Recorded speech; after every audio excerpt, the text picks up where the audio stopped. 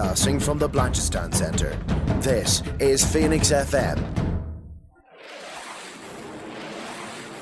This is 92.5 Phoenix FM, community radio for Dublin 15.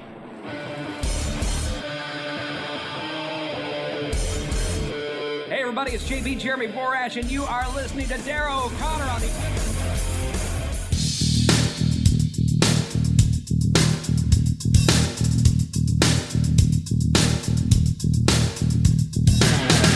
Welcome to the Wrestling Rewind, the only wrestling podcast by fans who don't hate wrestling.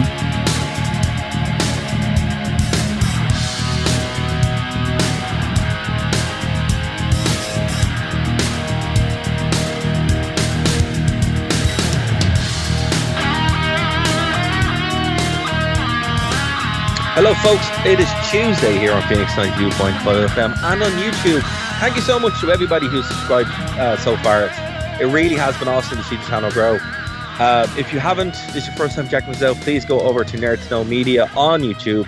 Subscribe, you can leave comments, and that's the best way to reach out to us. My name is Darragh O'Connor, and I'm joined by the one, the only, Mr. One and All, the Bard of Armagh. Mr. Martin Hardy, how are things, Martin?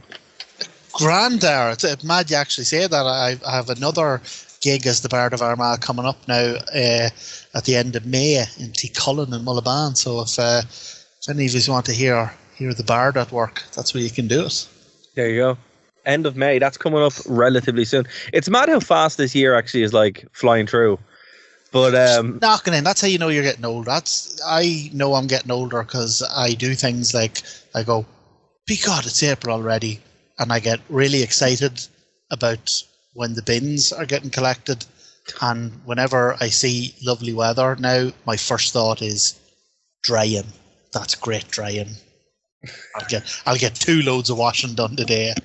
Oh man! So if any young people out there listening to the show, you think you're rock and roll? I thought I was rock and roll.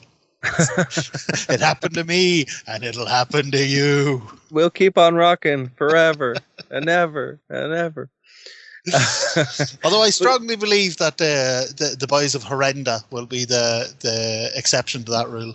Oh, thank you, sir. Yes, so. If anyone isn't aware, my band Horrenda, we have a bunch of shows coming up. We have 2 tours in the UK.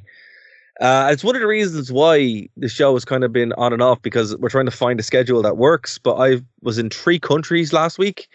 I arrived just before night 1 of WrestleMania, and then went and did the Siege of Limerick, caught some of night 2 of WrestleMania, and then watched the rest of it severely hungover on the Monday, when the Pope had died, apparently. So metal and wrestling are they're nearly too well matched, because their big events all seem to happen around the same time. Because every time there's a WrestleMania, you're like running around the place trying to get back from different gigs. And even when we went to All In the other year, you'd only flown in that morning. Literally flown in that morning. Fell asleep on the tube, which is not a good idea. I passed out on the tube. But yeah, look, as I said, the only thing about it is, though, and here's kind of the blessing and the curse of it. So that's the curse of it. The blessing of it is, if I hadn't have been played Siege of Limerick, like headlining it, I would have went to WrestleMania 41. And I would have been rather disappointed. Fuming. No, I wouldn't have been fuming. Let's not go mad. I mean, everything I wanted to happen happened. Let's be real. I mean, Cody lost. I'm still over the moon by that. I was so happy. 30 grand for a front row seat, the housing deposit. Get me a front row seat to Cody losing. Like when I was at that WWE show in Belfast, I was the only one booing, but by God, did everyone hear me boo? I booed him so much that after we met Martin after the show, and my voice was hoarse from all the booing.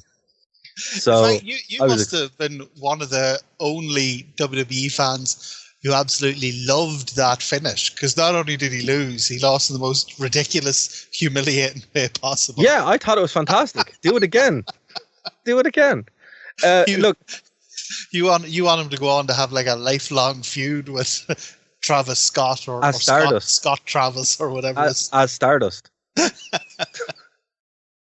No, I mean, like, look, we will get into that finish, but to be honest with you, everything that happened at WrestleMania I wanted to happen. I mean, CM Punk was in the main event, had one of the best video packages of all time. Like, I'm sorry, it really did. Jey Uso wasn't there for very long, and he wasn't in the main event, which is also really funny. One thing that did tickle me was Jey Uso walking out. He's like the first match, and he's walking out, and he has written, the camera follows him from behind, and he has written in rhinestones on the back of his jacket, main event. And I'm like, lad, you're the opening match of night one. It's like, look, the literal polar opposite of main event. I know, but they couldn't have curtain jerker. Jey Uso.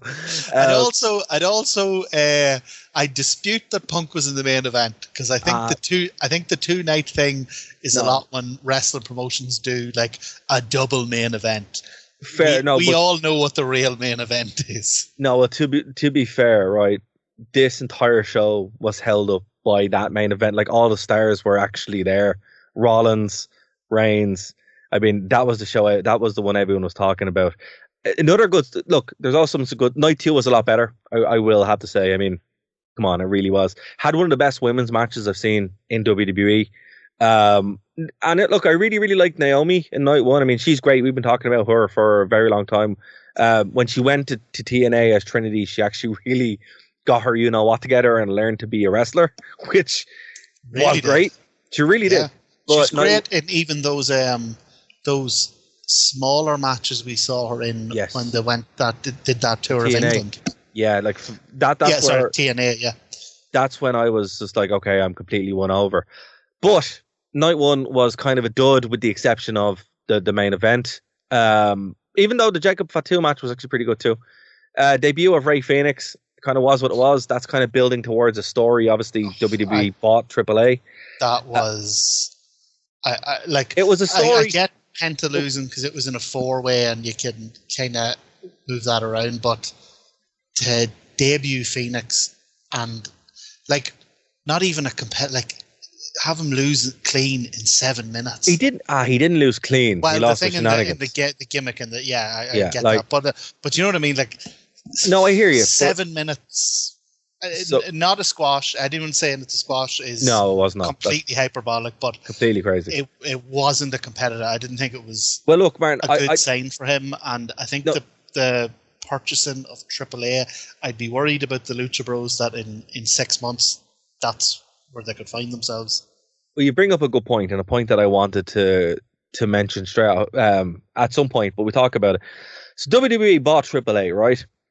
Not too surprising, but a little bit surprising. Again, I'm still of the belief that TNA is 100%, if not bought by WWE. They are large stockholders in WWE. There's no way they're not, right? Yeah. But I was very surprised by the outright purchasing of AAA. Not even like a TNA style wink wink nudge nudge partnership, but like just out and out bought it. No, I think we'll see more of this, right? And it just seems to be the way it's going. You made a good point. I'm going to let you say it because I'm not going to steal your line.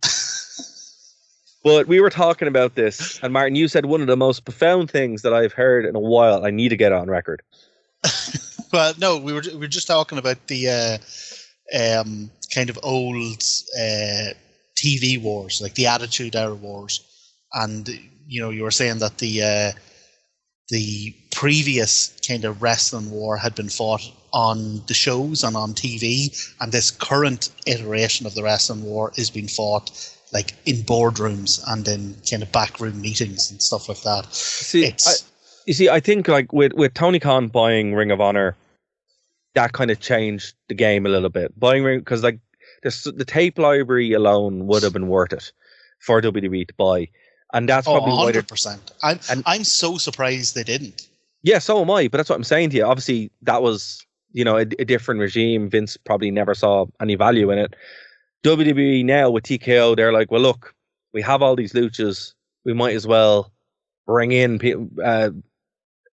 build out this developmental system, at least buy the tape library and have it there and be able to farm people out if needed. Now, look, what I will say on this is this WrestleMania And it's shocking that it's like people have never watched WWE before, right? This WrestleMania is a story WrestleMania. The whole point, and that's usually the way it is. Your 5 and 10 is when you get your big payoff. Like, finish the story, as lame as that is. It did finish the story. That's done. Like, Cody Rhodes is finished. He is done. There's nothing for Cody Rhodes left to do. He has done what he set out to do. It had the big moment. It's the big Endgame thing. But even look at Endgame. Do you think he takes a prolonged break now? I hope he goes back to AEW. And pleads for his job back. No, thank you. Yeah. No, thank you, Cody. But what I'm saying is, like, they have to rebuild, right? Coming out of this, like, if Cody had won, not only would I be furious because I hate Cody Rhodes, but it would have given them nowhere to go. Coming out of this WrestleMania, and look, I get it. I'm not a huge fan of it because it should end stuff, but it doesn't. The build for this WrestleMania was actually horrific. It was really, really bad. But by doing what they've done, right? Let's look at what they have, right? Jey Uso now is a very weak world champion. He's going to either have to show that he is a good world champion, or he's going to get killed by everybody. You have built. Sorry, let me list through it. Let me list through it. Right, Charlotte Flair has been beaten.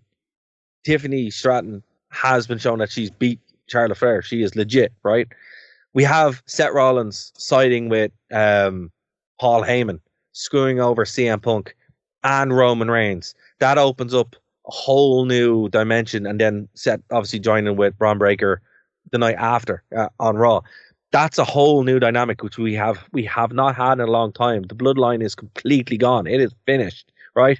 Night 2, we have Dominic Mysterio actually getting his flowers for the first time, winning the IC championship, and really, coming into his own. AJ Styles has a really cool little feud there. Coming out of that sphere, he's crafted his own little element. Randy Orton defeated my guy Joe Hendry. Joe Hendry had his WrestleMania moment. What more do you want, right? But it means Joe Hendry now probably WWE bound, as you said. We've said this for a while. Looks like it's probably going to happen. Randy Orton was rebuilt, and obviously he's facing John Cena. And then, most importantly, John Cena is your world champion, right? His story is now he's in there for himself. He doesn't care. It's for him. That is more interesting than anything. Like that result is more interesting than anything we've had in WWE this entire year, because there is reasons for stuff happening. They're not just having matches or people showing up or whatever. It's actually a really good hand that they have. Now, the real killer, and I will concede this, and I do feel for people who paid $4,000. Was it $4,000 for a ticket? Oh my god, some of them front row, not even front row. Some of those like just floor level tickets were several $1,000s. Yeah, like the cheap seats were like $1,500 for the night, for the 2 nights, and then the floor were like it was several $100s to be sitting like so far away that you couldn't see. Like the tickets that were several $100s for Mania were like the ones that for All In, but were like £35. Yeah. But what I'm saying is, like, I feel for those people, and but it's so funny the reaction to this online, where people are like, "Oh my god, it's the worst WrestleMania ever." It clearly is not. You haven't seen WrestleMania 15. You haven't seen WrestleMania 14. You haven't seen WrestleMania 2000. WrestleMania 9. WrestleMania 9. There's, or pretty much any of the ones after 25. There's like or pretty much even 1 and 2 are 1 and 2 are pretty ropey as well. Momentous occasions, but they're duds. Yeah. 3 is only good because of the main event. Like Mania doesn't really start getting good till like 5. And then the good WrestleManias are the result of a storyline being paid off. Like WrestleMania 40 was fantastic because it paid off all these stories and had these moments. This WrestleMania really was just kind of a rebuild, because Cody Rhodes is a massive dud. He has done nothing. There is no reason to have him as the world champion. He's done everything he can. John Cena was the right choice. They had to rebuild the entire roster almost, and now we have this new status quo in WWE. It is unfortunate that they didn't do that at Royal Rumble, which they should have, or even Elimination Chamber. But again, this was the best that they could do with what they were given. So, look, I'm going to yield the floor to you, Martin, because that's from listening to people talk about this, you swear it was. You swear they've never seen wrestling before. It really is strange. And look, I understand the annoyance, but WrestleMania is just a show, guys. It's not the be all and end all. It really isn't. There'll be another one next year. There'll be two next year. There'll be two next year. And every year. And then there'll be a SummerSlam in a couple of months, and then there'll be a show in Riyadh. It's like it's just a big show, and a good rule of thumb really is you're 0-5 or you're 5-10, whatever way you want to count it. That's when your big payoffs happen. It's just the way WWE is. I was not expecting the reaction to be so bad, but there was one thing that caught me off guard on this show, and that was when Joe Hendry showed up. I jumped out of my seat, Martin. I was so happy, so happy. Well, look, I like that was a fair and impassioned rundown. So I don't want to be jumping in and being negative. Like I say, I'm no secret of the fact that I'm much more of a match guy. Like the matches are the big thing for me. So, I mean, apart from the women's triple threat, which was excellent, like genuinely a really, really good match. Everything else I thought was fine to kind of actively bad. In terms of the results, I mean, again, I'm a match guy, I'm a wrestler guy, so Yeet going over Gunther. Like, Gunther is one of the few wrestlers in WWE that I still covet, that I would take into AEW tomorrow. But did you not see that this Yeet thing is starting to run its course? There were people in the crowd actively like, you know. Well, yeah, because I think any of those things, I don't know. There's a lot more energy behind them when they're in the chase, you know. Yeah. And then when they actually win the title, a lot of this stuff you sort of stop. Exactly. It's like Daniel Bryan. You know, all he had was yes, and then that was it, and he's the biggest stud in WWE history and AEW history. Darragh only says this stuff on the podcast because he knows he's in Dublin and I can't strike him. Yeah, so I wasn't pleased with that. Joe Hendry showing up, I mean, I have very mixed feelings about that because great for Joe. Like, it was awesome, like the pop and the fact that he TNA title showed up at WrestleMania. I've never seen that. He was instantly recognizable. Like, his music hit, and like there were established WWE wrestlers, particularly on night one when the crowd was very dead, their music was hitting and there was no reaction. Like, his music hit and massive pop. But dude, we got to see the TNA title. But that's on WWE television. But that's on part of the problem, though. It's wild. That's part of it is wild. Genuinely is wild. But that's part of the problem. And I think I didn't use the word early with Rey Fenix, but I think it's fair to use it now. They brought him in as a TNA World Champion, and it was a 3-minute squash.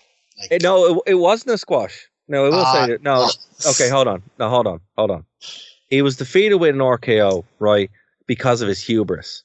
If the actual story of the match here, that Randy Orton was kind of outclassed by Joe Hendry for most of it. Joe Hendry got cocky. Most of the 3 minutes. Well, look at dude, it's a 3-minute match. I mean, I don't know what you wanted. Like, it's Randy Orton. Like, it is what it is. But I think if they were genuinely trying to show some level of respect to that title, that he would have at least had like a competitive. Well, it wasn't for the title. That's the thing. So look, not for the title, but the fact that he was wearing it on TV. Well, if you go back and watch the match, and I hear you, right? But I will say, if you go back and watch the match, he did his pose and the RKO was hit. Like, that was his downfall. Let me put it this way. If it hadn't been Joe Hendry, if they had brought in any of the other up-and-coming guys, I don't know, Braun Breaker or Malachi Black's coming back or Miro showed up again. Mm-hmm. He showed How up would you Raw.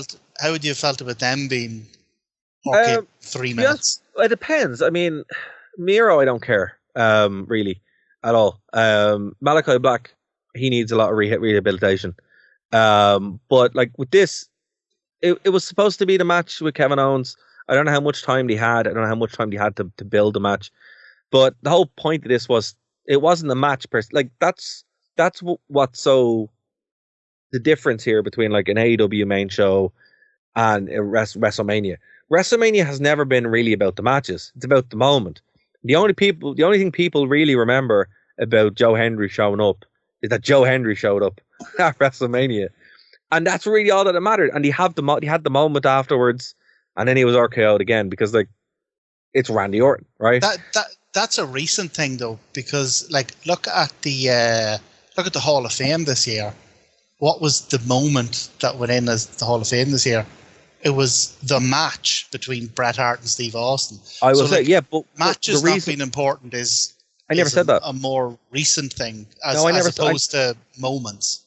No, I never said that. I never said that. But the reason why that match was in the Hall of Fame, not only because it's a great match, which it is. I mean, folks, if you haven't seen that match, Martin is a huge Bret Hart guy for the right reasons. But that was because it was the double turn, though, man, wasn't it? I mean, that was part of it, but like I don't think the double turn, though, right? I don't think it would have had that impact if the match hadn't been like it's legitimately one of the best WWF matches ever. I think they said that in the Hall of Fame. I think they said that. It's fantastic. Yeah, it's here. You know what I always forget? That Ken Shamrock was in that match. Yeah, wearing the tightest referee shirt since Vince. Oh man, it's I was saw Ken Shamrock in that match and said, "If I'm ever a referee, that's what I'm going to wear." Nobody wanted to tell him that he didn't have Ken Shamrock's UFC physique. I was kind of sad he wasn't there, to be honest with you. Here, he got. I was surprised how much he was mentioned in the Hall of Fame. Well, I mean, look, I think it's only a matter of time because he was in the TNA Hall of Fame last year or the year before. I think it is only a matter of time before they do the whole Ken Shamrock thing. You know, he has another run left in him. Sorry, I thought you meant Vince. No, Ken Shamrock. Oh no, I was saying I was surprised that how much Vince was mentioned during the Hall of Fame. Yeah, it's kind of hard not to, though, isn't it? Yeah, but you'd think there'd be some sort of like button. I suppose what are you going to do with Austin? Like you're gonna just have a button. Can't fire him. You can't. Well, didn't he run into someone in the Hall of Fame?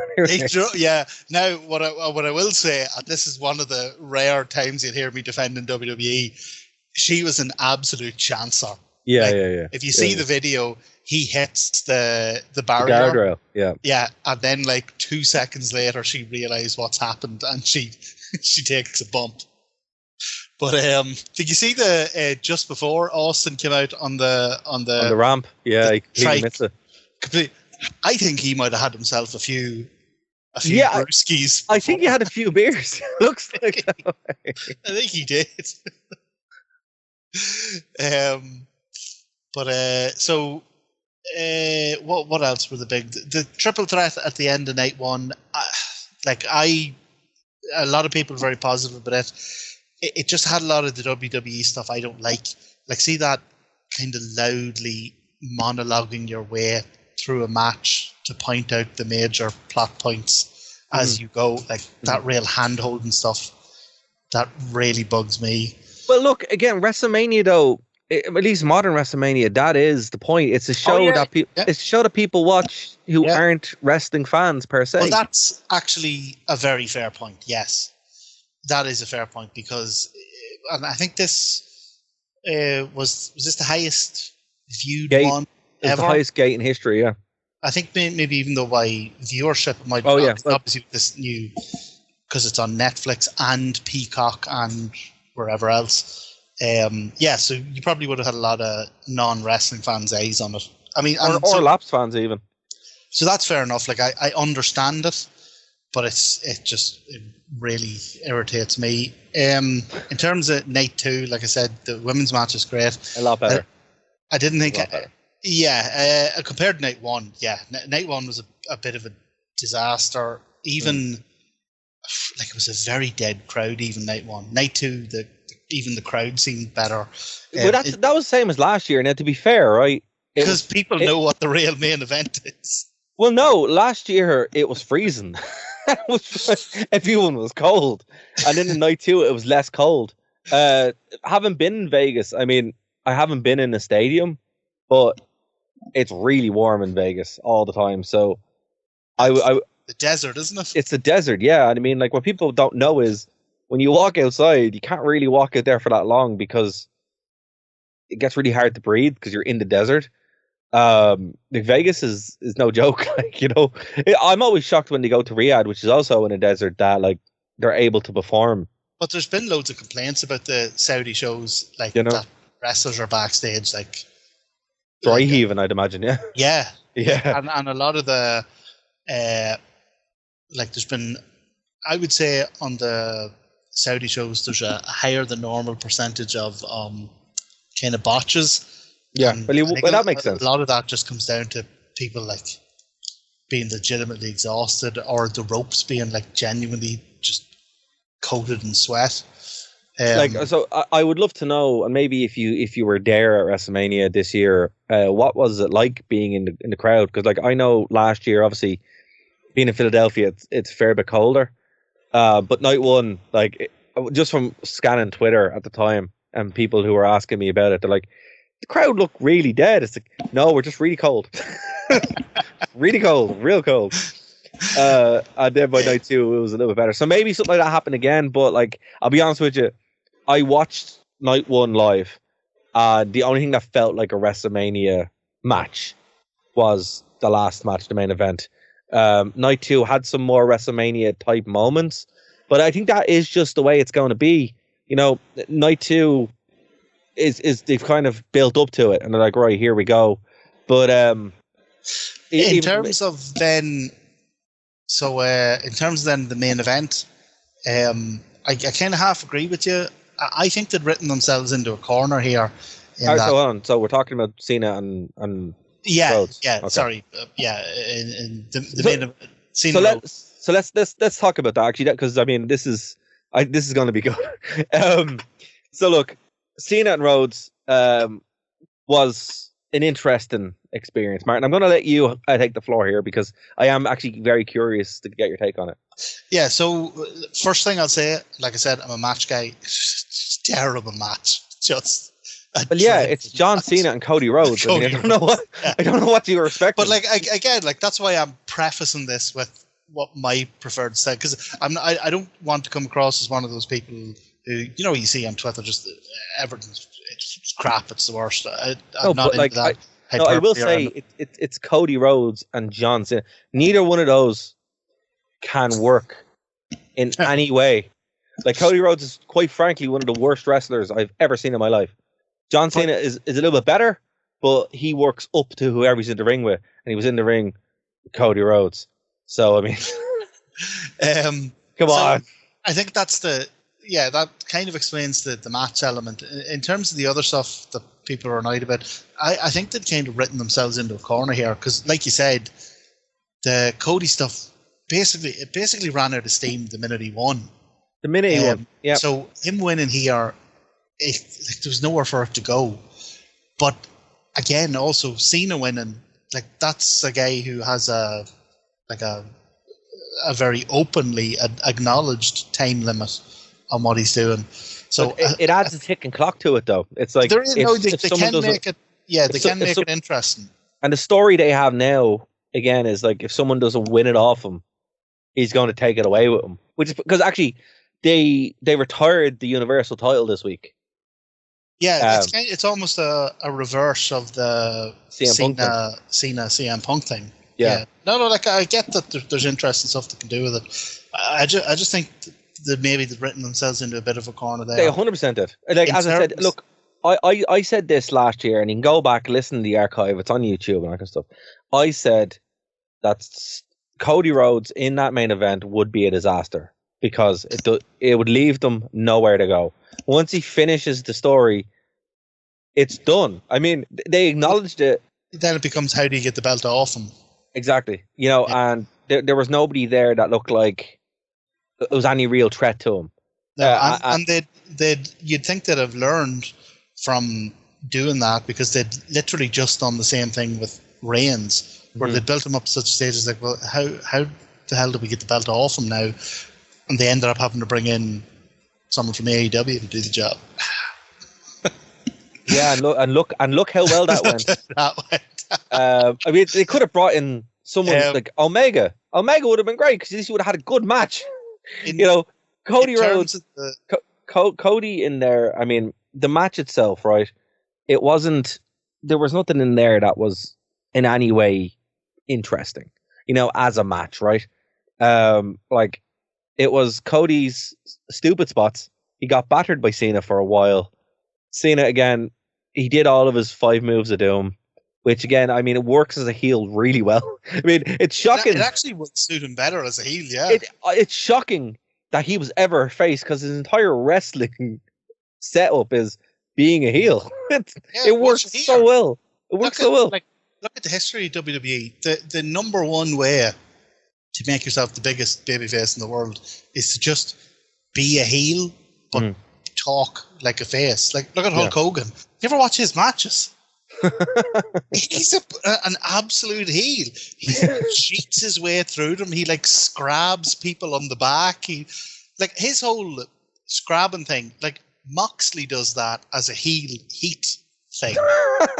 Hogan was doing it as big baby face. That's a very good point. That's a very, very good point. And The Rock's the same. I mean, all of The Rock. We've talked about this before. All The Rock's mannerisms and moveset are heel based. Scotty the Hottie doing the worm. It's like these are supposed to be bad things that people cheer. And Cena's now more over than he's ever been with a lot of the audience. The audience isn't really booing him anymore, aggressively. They're more like, yeah, give it to us, He's it was actually, if in terms of keeping his own popularity high, it was genius. It really was. But when you watch him wrestle in the ring, everything he's doing works so much better, because it's you only have about 5 moves and you're just doing them over and over again, and you're insulting Cody with this.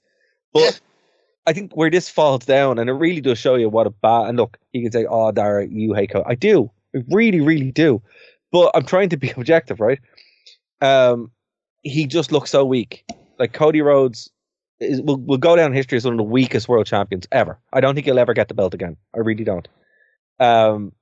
He just looks so weak. I don't know, because he's such a good company man. But dude, what I'm saying to you is they have the company man. The company man is Randy Orton. The company man is Logan Paul. The company man is... Oh, you God. No, listen. I know what I said. But at least Logan Paul can actually go in and work. Orton's on the way out. Yeah, but look, and then Braun Breaker is going to be the next big guy. Within a year, Braun Breaker's winning that title.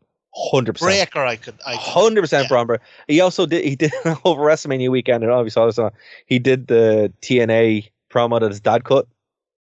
Oh, the Steiner mat. Yeah, yes. Brilliant. It was fantastic. So look, but Braun Breaker, I can see, getting there within a year. Cody's time has come and gone. He just looks so weak in that main event. I mean, look, it was really bad. So for anyone who hasn't, although go on, I'll let you do play by play. Go on. Yeah, I doubt anyone hasn't seen it, or anyone who's listening to us hasn't seen it. Nobody's searching for Gardener's World and come across the Wrestling Rewind and decided to stick around. But Travis Scott or Scott Travis, I can't remember which it is. But if they did, welcome. Please stay, subscribe. Welcome, yeah. There will be gardening tips at some stage. So he's a big rapper, and he'd come out with The Rock earlier in the year to kind of ambush Cody or whatever. There was actually a bit of a controversy around it, because he didn't do it like a shoot, like a kayfabe punch, he punched him in the side of the ear. Did he burst his eardrum or something mental? Yeah, he burst his eardrum and gave him a black eye. Properly, he was supposed to go in there and like hold him down while The Rock whipped Cody with a belt. But for some reason, he just drew back and properly socked him. Well, I think the reason might be all the sage that he had. He did. So for the gardeners listening, we promised you there would be gardening tips. Yeah, anyone who has a particularly large, warm, energy draining greenhouse grows one particular type of plant might know why he didn't quite understand the instructions he had. But anyway, he came out at the main event and provided a whole distraction, and then, and I can see what they were going for. They were going for the one of the best WrestleMania moments ever. Roddy Piper and Bret Hart for the Intercontinental title, where Piper goes into the match as a face, but like the established, well-known guy, and Bret also goes into the match as a face, but kind of as the young, up-and-coming guy. And over the course of the match, Roddy kind of realizes bit by bit that Bret has his number, that he's a better wrestler. So at one stage, he grabs the ring bell and he holds it over his head. The referee's knocked out. He holds it over his head, and he's trying to decide whether or not to hit Bret with it. Is he going to retain his title but like lose his character, or is he going to, probably lose the match but kind of, keep himself as a face, keep his character? And it's a genuinely unbelievable moment. I think it might be, is it WrestleMania 5 that is? I think it's WrestleMania 5, yeah. Yeah. It's an unbelievable moment. It's well worth watching. That's what they were going for. And it was just the Timu version of it. Okay, so what basically happened was there was the referee bump. The belt was in the ring. Cena picks up the belt, gets the belt off Cody. Cody's going to hit him with it. And then Cena begs him to not do it. Cena then hits him with a low blow and then gets the win. And it just makes Cody look like such a goober, because, and that's the only word to use it, because like he wasn't in the wrong. He didn't introduce the title. He wasn't cheating to win. He was. It made no sense. You've talked about this in AEW, where Cody refused to turn heel and would do stupid stuff in spite of himself. This feels very much like when he, lost that match where he could never challenge for the title again, and hamstrung him for his entire run in AEW, and he had to leave because of it. Well, because he wouldn't turn heel. But he could have just turned heel and said, "My promises don't mean anything." No, exactly. But this is very much the same here, where it's like, if you had a hit Cena with the belt, nobody would have booed you for that except me. I would have booed you viciously. You would have booed him if he'd melted down the belt and donated the money to Trokra. You would have booed him. I would boo Cody Rhodes no matter what. Now, Stardust, can't wait for him to come back. Cody would pull a drowning Darragh out of a lake and Darragh would be booing him. Yeah, well, if they played his team music, I'd go, whoa, and then proceed to boo him again. Because that is a lot of fun, I'm not going to lie. But so he had nothing really to gain from not doing that. But by not doing it, it just makes him look, one, incredibly weak, two, very dumb, and three, someone who didn't want to actually win, because he could have won. Yeah. And then John Cena hits him, and it wasn't even like it was that dastardly. It was just a belt shot. I mean, how many times have you seen that happen? Loads of times. Now, I think what people are really annoyed about this is, particularly the live crowd, the last time Travis Scott, now again, I don't care to know if that's his name or not. It could be Scott Travis or Travis Scott. I don't really care.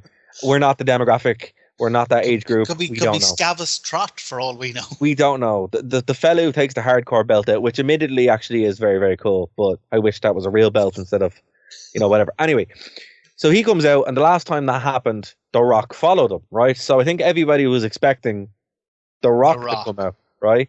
So there was this weird bit in it where everyone cheers Travis Scott because they think The Rock's coming out. Yeah. And then The Rock doesn't come out. And he just walks out. And he's like 100 pounds, 150 pounds soaking wet. And he tries to throw a punch. And like Cody blocks it this time because he sees it coming from space. And then he hits him with the crossroads. Which, to be fair, was a pretty nice crossroads. I was going to say, at least he took that. Yeah, and he took it quite well. But like, there is, particularly with the crossroads, there is a hefty amount of cooperation required. Oh yeah, no, you really have to be willing to take that. You can't resist it anyway. I'd say they were monitoring his sage intake. But I kind of like that, but also I get why people were annoyed. I see, like, the Travis Scott thing they had to do, but he also didn't. It's like, why didn't you just perform? I mean, like, it's like having Limp Bizkit when they were, providing the theme. Fred Durst didn't come out and get involved in them. Can you imagine WrestleMania 17, right? Because this is the equivalent, right? This is why it's so dumb. WrestleMania 17, Austin and Rock. Austin's heel turn, right? And instead of Vince McMahon walking out, Fred Durst. That's how silly and goofy this is. Fred Durst at least looks like he could throw a punch. Yeah, no, for sure, right? And I mean, but they had enough awareness to be like, no, Fred, listen, we'll put you in the WWE game, but you're not, and we'll let you perform, but you're not being involved. I don't know what happened. And you can even do the Undertaker's theme tune for us. Absolutely, right? And I don't understand what happened in like 20 years where it's like, okay, you provide the theme music, and like your man Jelly Roll, the same thing, he was involved, and at least that was an undercard thing. I'm not a fan of performers being involved in matches, like music. You know what it is? I really hate it. I really hate it. A lot of it comes down to Logan Paul and Bad Bunny and... No, listen. Logan Paul can go and Bad Bunny can for some reason go. No, he genuinely can't. No, he can't. Come here. No, look, you have to be... I don't like Logan Paul. I will admit, I really do not. No, I'm going to do the same analogy I've made on Logan Paul before. I cannot play the guitar, but several years ago, my girlfriend really loves this song called The Very Best, and I decided I was going to learn it, right? There's 4 or 5 chords in it, and I learned that song, and I practiced that song over and over, and I, to this day, can do a very good version of The Very Best on guitar. But you would not call me a great guitarist. Okay. I will take that the point. That is exactly what Logan Paul does. But what I'm saying here matches here, drills them to death. He's not a worker. He's not a wrestler. But the general point I was making was that I think the reason we're seeing more and more of these celebrities get involved is because you have the likes of Logan Paul, you have the likes of Bad Bunny, and people are watching this going, "Oh, this wrestling lark's easy. Anyone can do it." And that's why we're seeing these celebrities come in now, and they're getting more in-ring involved in a way that they wouldn't have in the past. I know some people are going to be commented here saying, "Oh, but celebrities have always been part of WrestleMania," and that is true, right? Snooki, Muhammad Ali, even at WrestleMania 1. Bobby I don't Tyler. think anyone's going to complain about Muhammad Ali. No, the point I'm making is, right, and there was even the football player at one of the WrestleManias as well in the main event, right? That's true, yeah. But, yeah, and that was not good. But like, look, I can understand that, but there is a difference between having Johnny Knoxville or a Snooki involved in a match at WrestleMania, even as distasteful as that is. I'm not a huge fan of it, but I do actually... WrestleMania is the only show where it makes sense, right? And every wrestling company has been guilty of this. AEW did that with your man from Costco. TNA did it with Liam Payne. Shaft came in and was actually... Exactly. So, look... Had a decent enough match. They all do it. I'm not really... I'm not a fan of it, but I'm not going to say, oh, how dare they, right? The real issue here is, just like with Cena's heel turn, right? That moment is ruined forever because you have that goofy guy just standing there, not doing anything, just standing there as goofy as all heck. And you're like, okay, why is he there? And the same thing happened now. So Cena's historic 17 break. I know there's 21 or whatever, but we're just going with a 17 historic title breaking win is now always going to be underscored with Travis Scott, who, guess what, in about 5 years will not be relevant at all. That's the thing. It's all. not even at all. People who have they're people who are popular, but they're popular in the moment, flash in the pan stuff. Yeah. It genuinely makes me think I'd love to do a satire of it, going through the great moments of history, photographs from them, pictures of a Stalin or JFK being shot or whatever, and just edit I don't know Sabrina Carpenter or Miley Cyrus into the background. I'll put it this way to you, Martin, right? What's Snooki doing now? Exactly. I don't even know. I only know Snooki from that terrible match. But that's what I'm saying, right? So that placement, you can kind of forget that she was there. It's not really that big of a deal. She wasn't in an iconic moment of wrestling. Yeah. Forever. This moment. It wasn't Hogan joining the NWO and then inviting Jedward into the ring. Well, no, I mean, someone would be like, oh, but wasn't Dennis Rodman there? I'm like, yeah, but not at that moment. That was much later on, Yeah. I think it's just tarnished these big moments.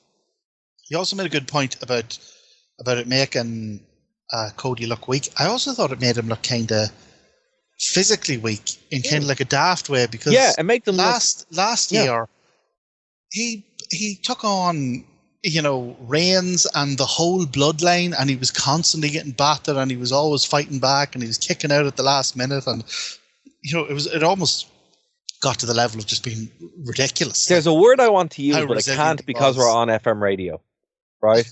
And you can be creative and imagine what that word is, but that's what Cody looked like. Physically, emotionally, intellectually, story-wise. Well, just the fact that he went down to a low blow. Weak. When last year, the bloodline could have come out and shot him, and he would have kicked out. Yeah, The Rock crucified him literally last week, and he was fine. It's like, okay, come on, what are you doing? And that brings us on, I think, to the other big question about the main event. Where was The Rock? Yeah, well, whole build was... This I do have an answer about, right? That was absolutely... This whole thing with The Rock from last year has been absolutely made up on the fly. He's just showing up whenever it suits him. And doing, mysterious stuff. And do you know what actually reminds me a lot of Malachi Black, in that he's doing all this mysterious stuff and sort of looking like, oh, you'll get it in the end. I have a huge master plan. And then it turns out, no, it's just nonsense. Well, look, every wrestling company does do this at points, right? AEW did it with the multiple takeover things. TNA have done it a lot. The difference here is The Rock literally runs WWE on the board, right? He's in the board. So exactly. It's the Vince McMahon thing has just taken a new form, where Vince would do this, change the show on a whim, but now The Rock is doing the exact same thing. Now, some people are saying, has The Rock ruined WrestleMania? Probably. But here's the thing, right? Here's the thing. This WrestleMania, I feel bad for Triple H, and I really do, because he has to kind of go with it and fix it, and he did the best that he could with the cards he was given. And as I said at the start of the show, has given us some pretty cool stories coming out of it. And it seems after Raw that he had fixed it, right? And everything was fine. Then The Rock goes on Pat McAfee's show and it's like, yeah, I mean, it was bad because I wasn't there. And you're like, what are you talking about? Yeah, tore him apart. And it was just like... Also, I do not for 1 second buy this thing about Moana reshoots. The Rock is, like you say, on the board. It basically runs WWE, and he's also the biggest film star in the world. Yeah. Nobody was stopping him from saying to Moana, I'm taking a night off to go and do WrestleMania, and I'll be back tomorrow. Nobody was going to stop him doing that. That's total nonsense. Well, look, it's more that weird Cody soul thing that whole build.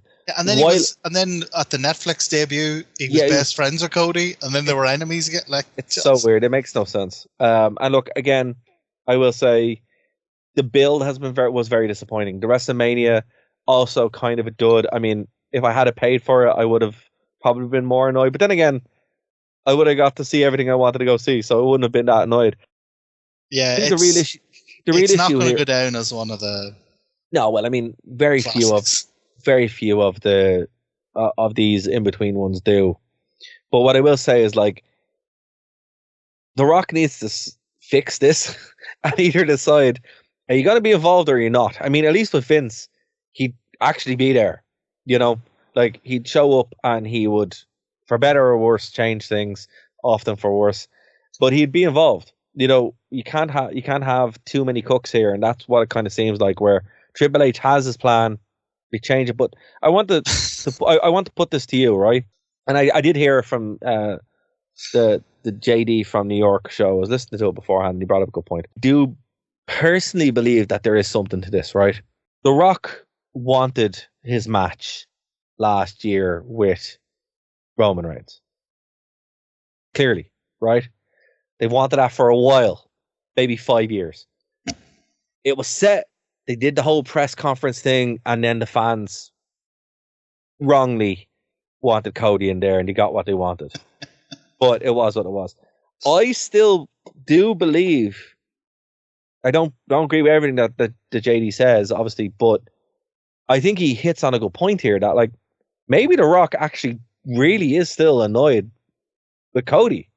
Yeah, I mean, it's petty, but to it's me wrestling. that the time for that Reigns Rock thing, like, they've missed the boat on that. Oh, it's well gone. Yeah, it's well gone. Like, this year was kind of the last year they could have done it.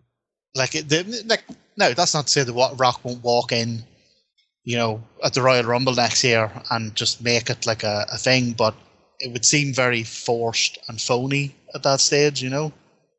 Yeah. Especially now that this whole bloodline thing has finally kind of petered out. It's gone. The bloodline is officially over. Is it even all the other, like that bloodline too that was going?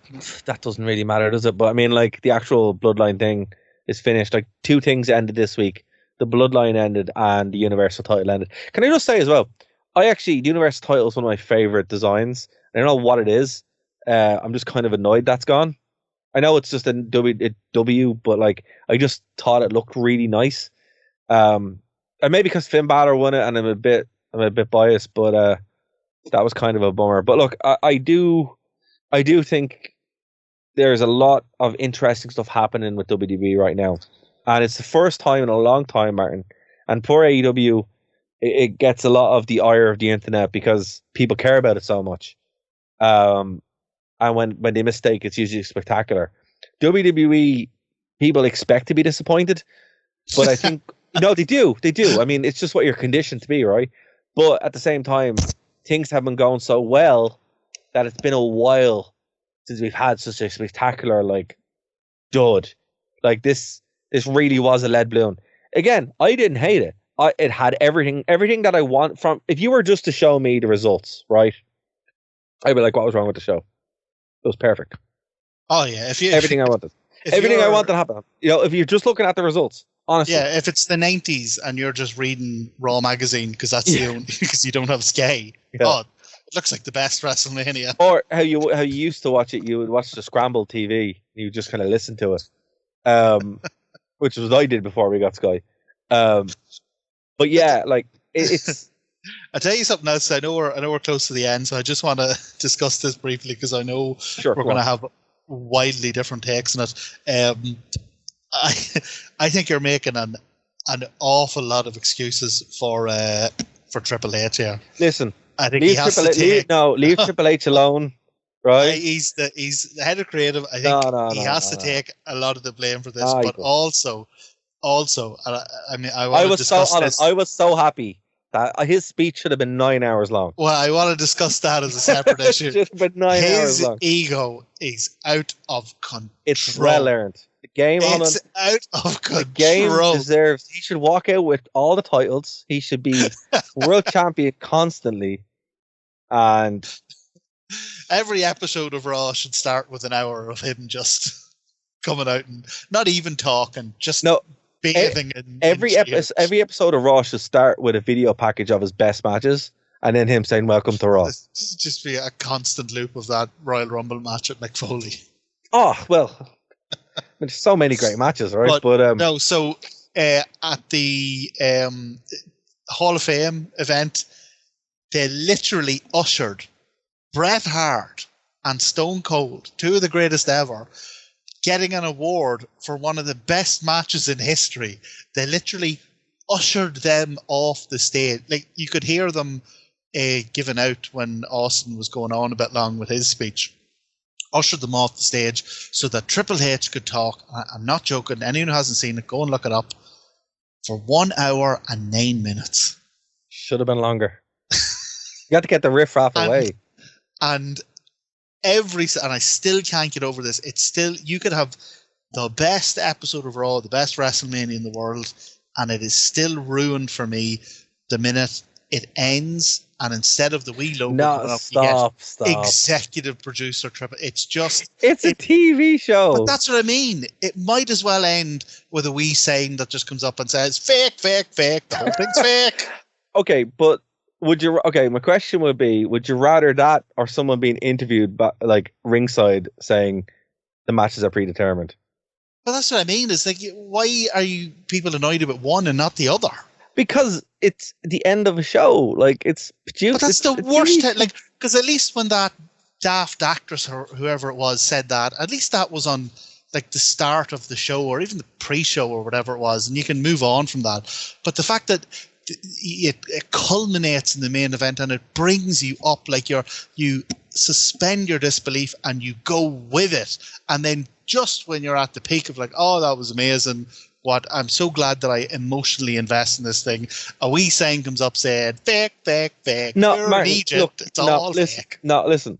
If you watch any sport as well, it always pops up with. No, we know what the difference is with sport. No, I think you're giving. I think you're reading too. Look, it's just genuinely different. Not. And it's just different. Like, this writers' room documentary that they're doing now on Netflix, I won't be watching that.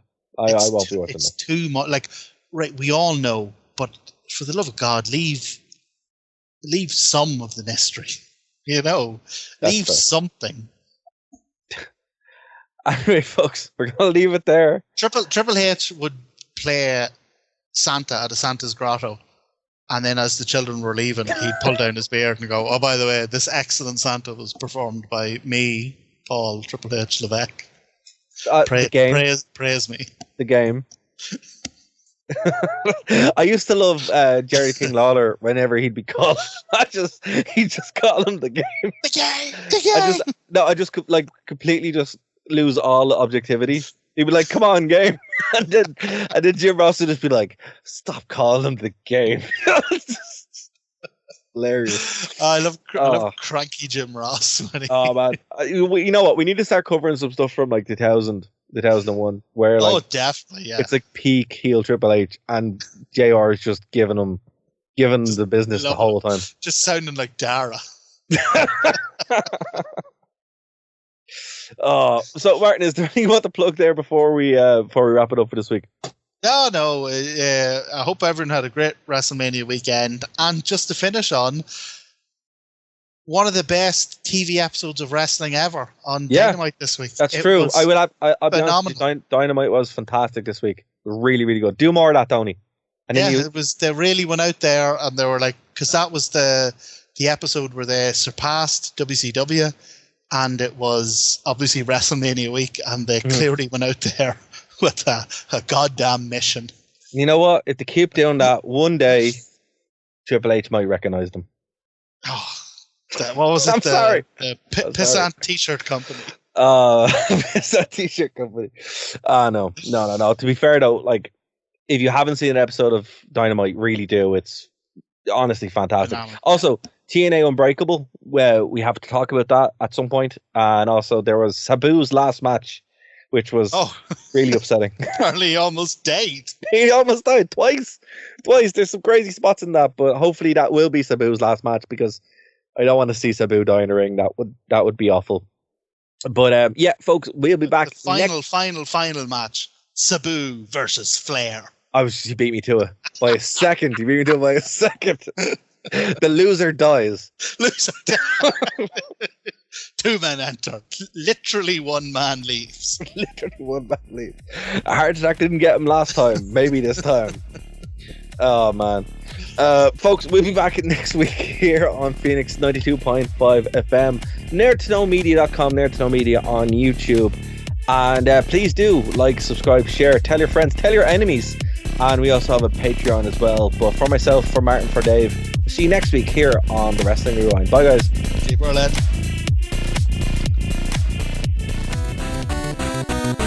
Thank you for listening to a Nerd to Know Media production.